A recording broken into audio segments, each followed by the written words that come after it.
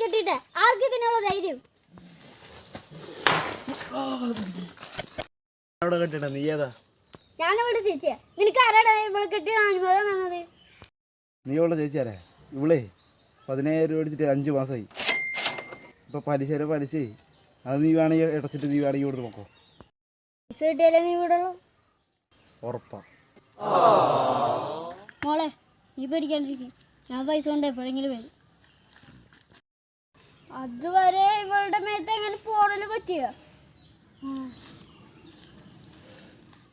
എന്റെ ചേച്ചി കരഞ്ഞ പോലെ കാശിപ്പോ കിട്ടുന്നു. എനിക്കിത് മുന്നിൽ ചേർന്നില്ല. ഒന്നും പോയാടോ, അവളെ കാശൊന്നും കൊണ്ടുപോയില്ല. അവള് വീട് വിട്ട് തുളച്ചതാ.